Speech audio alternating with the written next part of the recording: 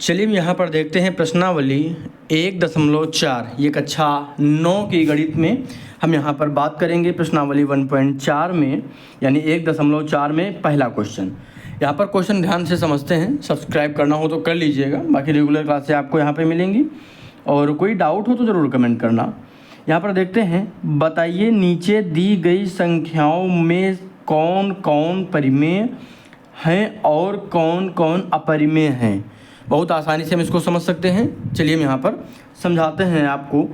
पहला नंबर क्या है, 2 माइनस √5। एक बात मैं यहाँ पर बता दूँ, परिमेय और अपरिमेय, क्या इसको लिख लीजिए,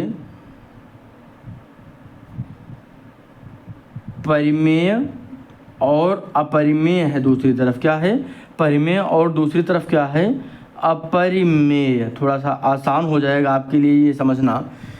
अगर दो संख्याएं हैं जिसमें परिमेय भी है, या देखिए ये संख्या क्या है, परिमेय है अगर 2 की बात करें, और यहाँ पर ये √5 क्या है, ये एक अपरिमेय संख्या है। इन दोनों के बीच में चाहे जोड़ हो, चाहे घटाव हो, चाहे गुणा हो, या फिर भाग का निशान हो, अगर ये कोई भी चिन्ह इन दोनों संख्याओं के बीच में आ जाता है, जहाँ पर परिमेय संख्या है और अपरिमेय संख्या है, तो वह संख्या क्या हो जाएगी, वह संख्या हो जाएगी अपरिमेय हो जाएगी। क्या हो जाएगी, वह संख्या अपरिमेय हो जाएगी। क्लियर हो गया, कोई डाउट तो नहीं ना। अब जैसे तो ये हमारे जो पहला नंबर है 2 माइनस √5, ये क्या हो जाएगी, तो ये हो जाएगा अपरिमेय। क्या, अपरिमेय हो जाएगा, कोई दिक्कत तो नहीं है। चलिए अगला क्वेश्चन देखते हैं। 3 प्लस √23 और ब्रैकेट के बाद है माइनस √23। इसको थोड़ा सा सोल्व करिएगा क्योंकि ब्रैकेट दिया गया है, तो जब हम इसको सोल्व करेंगे तो हमारे पास आएगा 3 प्लस √23 माइनस √23। तो 23 से देखिए ये प्लस का है और ये माइनस का, तो कैंसिल हो गया, तो हमारे पास बचा कितना, 3 बचा है। और आप सभी को पता है जो 3 है ये क्या है, ये एक परिमेय संख्या है। क्या है, ये एक परिमेय संख्या है। परिमेय संख्या की परिभाषा क्या होती है, जिन्हें हम P/Q के रूप में लिख सकते हैं, व्यक्त कर सकते हैं। अगर हम चाहें तो 3 के बटे में 1 लिख सकते हैं, तो ये P/Q के रूप में हो जाती है। अरे परिभाषा क्या है, जिन्हें हम P/Q के रूप में लिख सकें।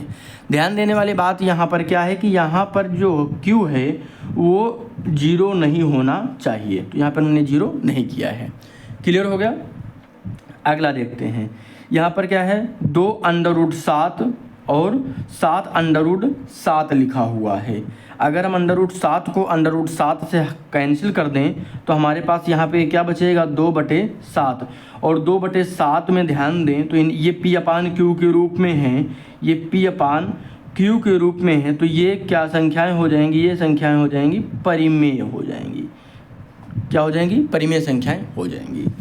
अब यहाँ पर ध्यान देंगे 1/√2, हमने अभी बताया परिमेय संख्याएं हों और अपरिमेय हो, जिसमें जोड़ घटाव गुणा या भाग, तो यहाँ पे बटे में लिखा हुआ है, तो ये भाग के रूप में है, तो ये क्या हो जाएगी, ये एक अपरिमेय संख्या हो जाएगी। क्या हो जाएगी, अपरिमेय संख्या हो जाएगी।